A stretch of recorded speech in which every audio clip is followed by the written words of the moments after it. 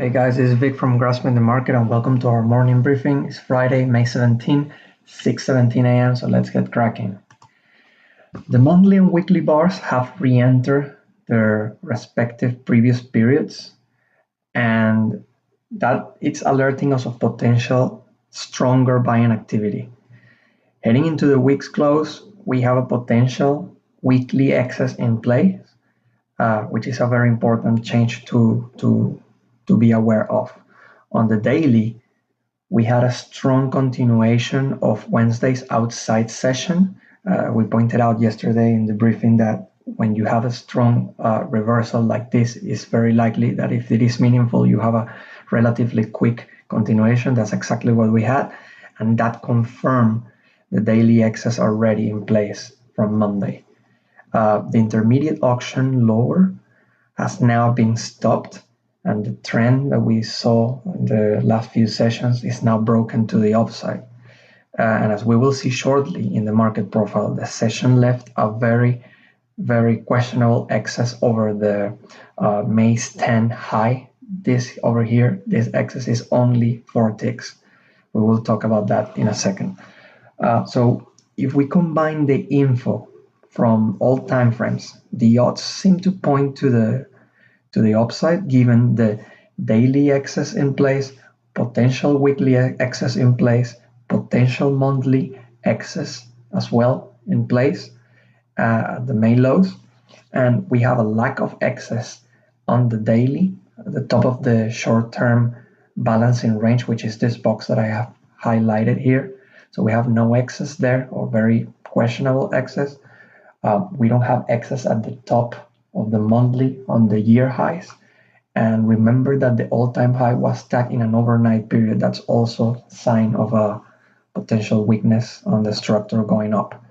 So the odds point higher. However, we continue nonetheless to carry forward the underlying weak structure that we have down here. Remember, we have a bunch of matching lows all around and very little excess on the profile in these lows. So we carry that forward, but momentarily the odds seem to point higher. Zooming into the market profile, I will quickly analyze the way the move developed. Basically, as you remember, on Wednesday, when we closed, remembering the overnight, yes.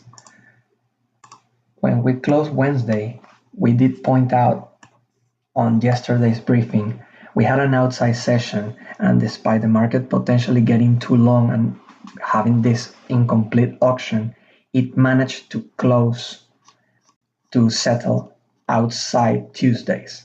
Tuesday's high was over here. We had a little bit of liquidation, but we managed to stay there. So we had an upward distribution, double distribution.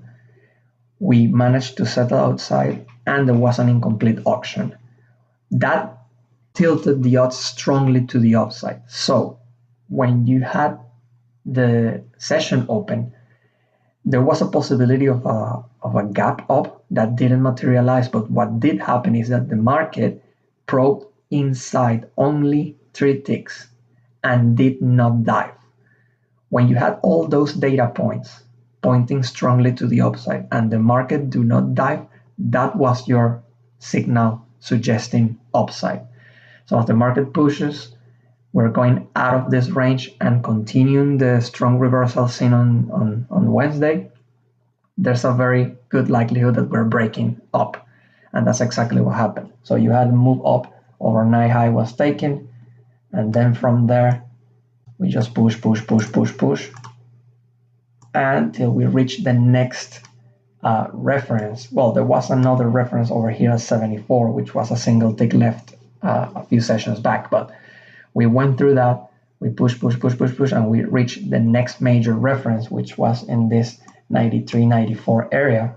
93 was the May's 10 high, and obviously when this happened, the move didn't back and fill.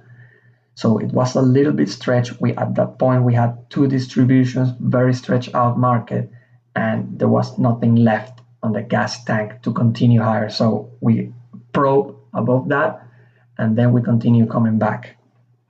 In the late session, probably because the market moved too fast, too far away, we had to have some liquidation.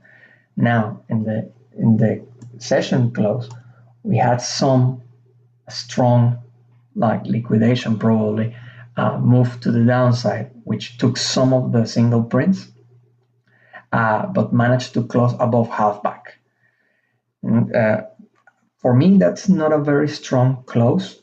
And as we do in these situations, I mean, our initial focus for the morning will be on assessing that, I mean, if there's continuation to that move or we keep going with value.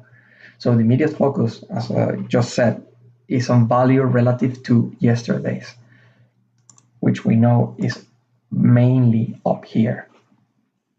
Overlapping an even higher value will increase the odds of continuation and will bring into play this questionable area, because this, given the volatility we've seen recently, 4 ticks is not good enough for such a level. That level has been tested once, twice, 3 times, and a little bit of the activity over there. So this is definitely an important reference going up. A break from here will bring into play the year highs.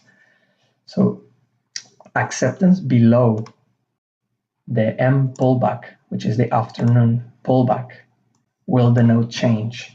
And actually, as we are doing this briefing, we see the overnight has a double distribution, and we're exploring that area over there.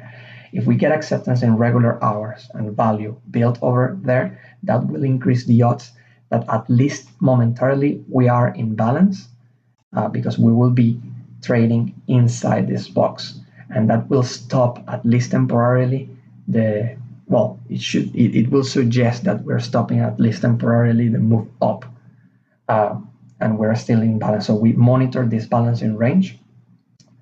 One important thing is that when we carry forward as well the week structure, there's something that caught my attention, and it is that in the last few sessions we have had a decrease in the volume.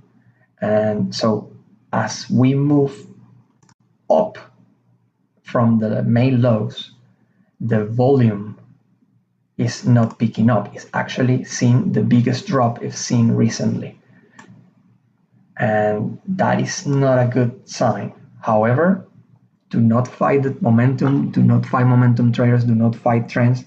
Just be aware of that, because that could be a potential important clue moving forward.